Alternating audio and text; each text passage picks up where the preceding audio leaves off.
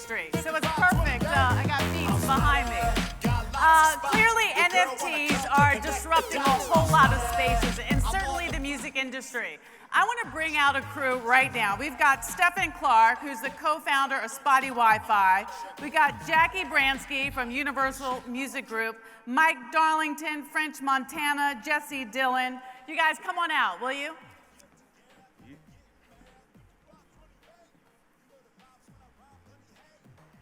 And you guys say that the music industry is broken, right? Yes, it is broken. It's broken in so many different ways. It's broken for the artists. You know, how does the artist make money? How does the artist retain their rights? How does an artist use the NFT space? And I've got French Montana here. Let's start with you. French. Okay. How y'all feeling today? So let's talk about you really quick. You got into the space and you're one of the first. You're what, Christopher Columbus? Is that what you told me earlier? I'm trying to be. So tell us about that. Like, how did you use it? When did you say, let me just dive into this space? I mean, you know, the NFT community is a form of art, and I'm an artist. So I want to, you know, just expand my platform. And, you know, it's always a thing, like, you got to get hip to what's new or you're going to get left with the old. So I'll be trying to get hip, you know, and trying to extend my platform. Okay, and so how did you do it? What did you do? You dropped some sneakers? Yeah, we dropped the Coke Boy sneakers. We was the first ones to do the NFT/physical in the sneaker space with the NFTs. So that was our first drop. But I'm dropping my album, which is drop on the 24th, and it's going to be the first NFT, you know, I mean, my first NFT album, because I know there was a couple other albums, a couple artists did it, but, you know, I think it's my, you know. Right. Well, Stefan, let's get you in here. Yeah, for sure. Let's talk about what you are doing at Spotty Wi-Fi, and how did you even get into this space? Yeah, so what Spotty and I have done has created a whole character and a whole universe behind the CryptoPunk 5528. And we did that early, and we dropped our album, Spotty's album, in August of last year and sold out in under a minute. So I think what we're proving is that there is a lot of value in the IP of some of these NFTs if you can actually build a universe around it. And then I think the other thing we're proving is the industry is full of middlemen. Some are useful and some are not. And I think what NFTs can do is help to remove the useless middlemen, put artists closer to the money, closer to the fans, and bring art to their fans in different ways that wasn't necessarily easy to do before NFTs. Right, and can you explain that a little bit more for the artist that's out there that's saying, okay, I want to retain the rights to my songs, I want to get paid, and if I create an NFT, I want to make sure in that contract, if it's resold, I'm getting that money. So walk the artist through and why they should come to a Spotty Wi-Fi. Yeah, I mean, I think it's not like a shortcut in any way. I think it's the tools to build a new economy for yourself as an artist. So at the end of the day, you still need to create amazing songs that people want to listen to and great art that's going to captivate people. But I think what NFTs can do is unlock a connection to fans. I think of it sometimes as like a loyalty program. You know, if you're buying in, you can get access and utility to your favorite artist in ways that was never possible before. And so I think that's a big future look for some of the bigger artists, you know, and then up-and-coming fans. It helps you realize this 1,000-fan theory, right, where you can actually make a real good living with a solid set of fans. You don't need to have 1 million fans across the world. If you can have 1,000 fans who buy your NFT and who are riding with you and getting that utility along the way, that's a revelation. That's something that wasn't the case before. Right. Jacqui, he's saying, get rid of the middleman. And you're saying you are the middleman. You got into this space, and then all of a sudden you had artists create NFTs. Can you talk about that? And you jumped in 2021? Yeah, or the end of 2020. I was a manager before I took my role at Universal Music Group, where I am the middleman. But one of my artists, Chet Porter, it was during COVID, he wasn't feeling inspired, so he started doing physical artwork. and we put it on his site to auction, and one of his fans were like, you should make an NFT. So we Googled NFT. I started investing in crypto in 2017, so I understood what a smart contract was. And I was like, Chet, we should totally do this. And we started exploring in the space early, January 2021, right before the Nifty Gateway boom. And we experimented on different platforms and different styles of NFTs. And then with one of my other artists, Alice in Wonderland at the time, we did a 10,000 PFP style project with a metaverse component, and it sold out. So yeah, and the ability, to add to, what Stefan was saying, for fans, the ability to have reward and access to your artist that you've never had before. And if you're a super fan, you should be treated as such. Right now, everyone's being treated the same. Right. And Noel Borges just joined us. Tell everybody about yourself, Noel. Hi, I'm Noel Borges. I have the pleasure of working with Men Black, more specifically Jim Jones. So I'm here to share what Jim Jones has been up to in the space back in 2020 when I knocked on his door and I said, Jim, we need to create an NFT of your chain. And this was October 2020. He launched it and it was a success. He went on the Breakfast Club, spoke about it, and it was just a pleasure to see how many other artists came on and really took it and helped the space continue to scale. And now, interestingly, Jim Jones is on the Breakfast Club as we speak, which is why I'm here. So full circle moment. Wonderful. And you guys, I just want to bring everybody else into the conversation. For you, what is the most exciting thing about this whole space? I think to me the most exciting thing is we know it's really, for a musician, we know it's really hard to sell an MP3 in the post-Napster era, right? Why would I buy an MP3 when I can probably listen to it for free on YouTube or for all I can eat for $9 a month, right, on the streaming platform? But with a smart contract, I can deliver a lot more value than an MP3. An MP3 lets somebody listen to the music in the privacy of their home or their car or their backyard, something like that. But with a NFT, like Stefan was saying, or like French is doing, I can give a lot more than just the ability to listen to the music. You can have access to me. You could get, you could get a hand autographed piece of merchandise that's exclusive to you, right? You could get a copyright license so you can use the music in your podcast or your film or your advertisement. You could monetize the music, if I want to convey those rights to the fan or the supporter via that smart contract. Because at the end of the day, a smart contract is a contract. So anything I could give you in a contract, I can give you in an NFT. And that's not the same with an MP3 or with my artist profile on Spotify. I can't do all that. And for you, what is the most exciting thing? Well, I think that there's a lot of possibilities. We're hearing a lot about the technical things and how you can monetize it for more money. The thing for me is that it's a new box for artists, and they can think about, doing things that haven't been done before. And I think that over the long term, that's going to be why it's a viable medium, is that the more we think about what's possible with the NFT, I think the further that it's going to go.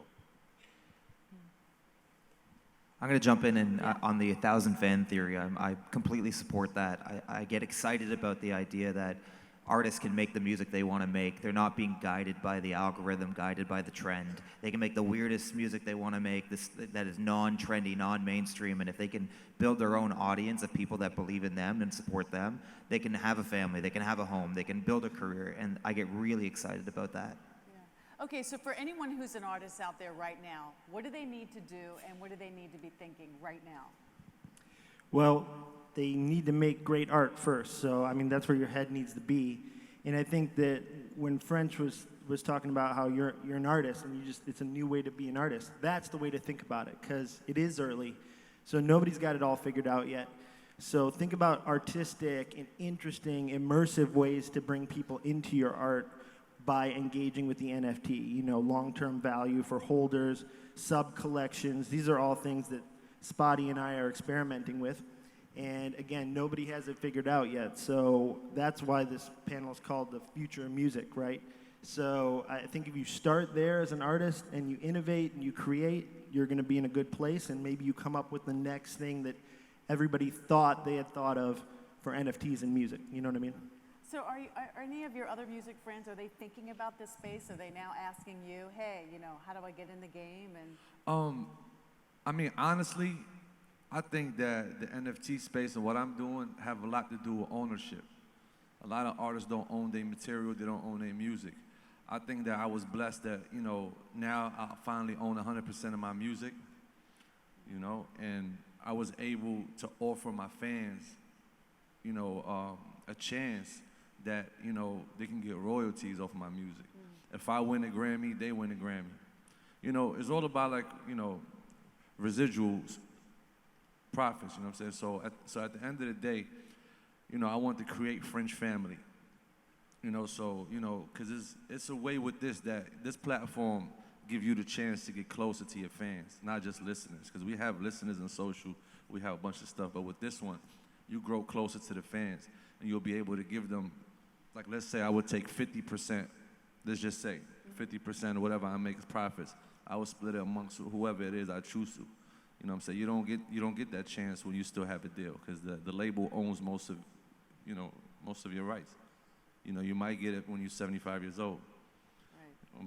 You know what I'm saying? When you die, they still own it. That's why they put a lot of life insurance on artists, which I don't think is fair, you know? But at the end of the day, that's what this platform allows you to do. Great.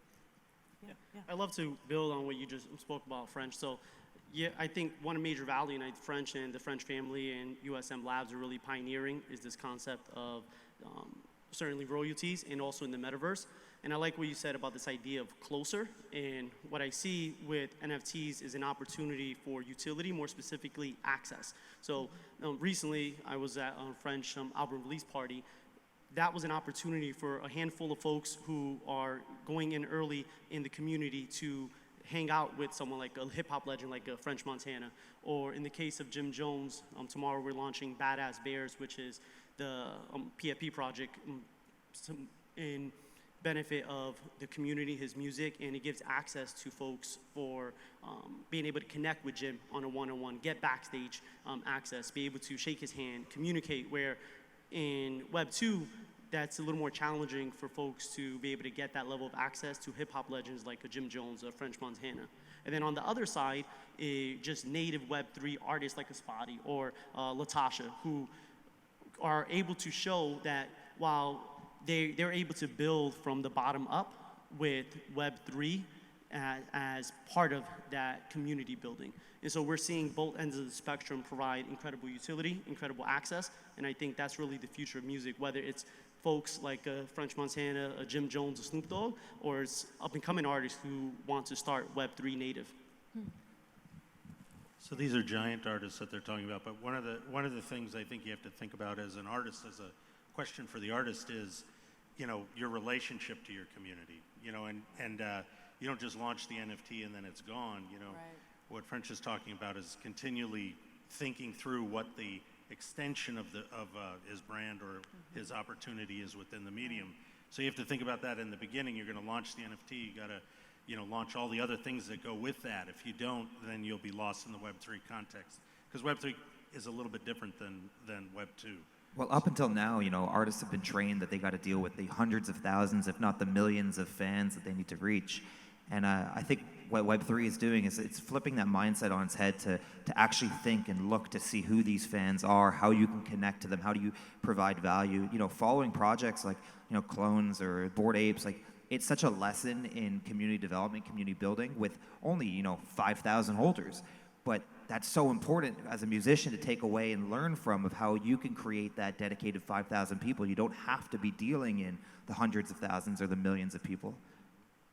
But I think it's also important to note you can have those 5,000 rabid fans, and then you have the casual listeners, and they're both treated, you know, sort of differently, where right now I think they're being treated the same, and I think there's a huge opportunity, and I love the idea of, you know, fans who find an artist at the beginning, and you have that sort of you know, artist development or exploration, and you sort of grow with that artist, and you can, you know, be like, I owned this NFT first. Like, we all grew up, at least I grew up listening to music, and I'm like, this song's gonna be huge, and a year later it's on the radio.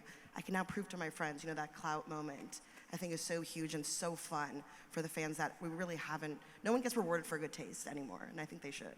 Which is cool, because you can prove the date, the time that you purchased that NFT on chain, and you truly can show your friends how early you were on a project. Because we've all said it before, I'm sure, like, I knew about this artist before anyone else did. Well, prove it.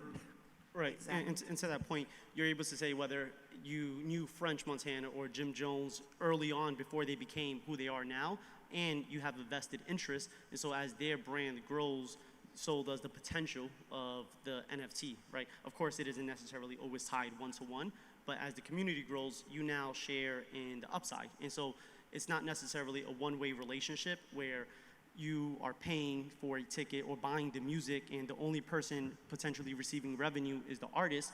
Now this is an opportunity for the community to have an aligned interest. And so they go from just being a listener or a fan to a raving fan, and more importantly, a token holder. I know we talk about this idea of 1,000 true fans.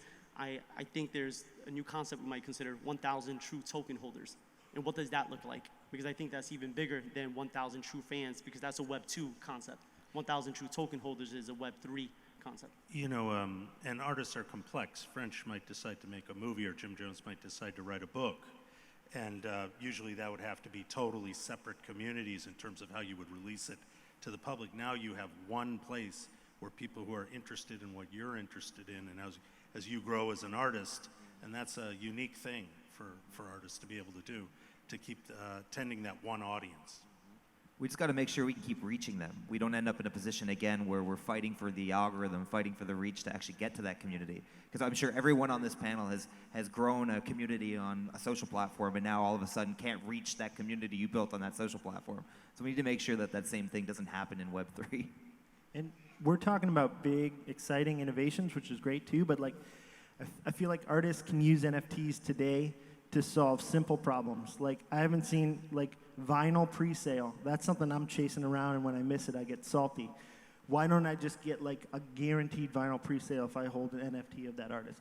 Ticket pre-sale, you know, ticket access at a lower price. Like, these are all like basic utility things that I feel the whole music industry is, you know, going to eventually move to, and that's an innovation that could come to life that's not, you know, something we haven't thought about yet, but it's like simple stuff that's going to provide real value to artists and fans like today. It could happen today. That'll happen once we detach price speculation from actual utility use, I'm Right. sure. Sure. Well, I mean, I think that that's what's cool about it, though, because the free market is then going to decide like the value of the vinyl presale. So if I get all this utility attached to this artist, like, I'm going to go after that, you know. But if an artist is slacking and not providing enough utility, I'm going to try to sell that thing off. You know, I think that's a cool layer to the whole thing. It's like supply and demand decides what the value of that artist's contribution to their fans is. One other piece that I like, and I want to shout out French and USM Labs, what you guys are up to, is I know you mentioned a moment ago this idea of having ownership over your own music.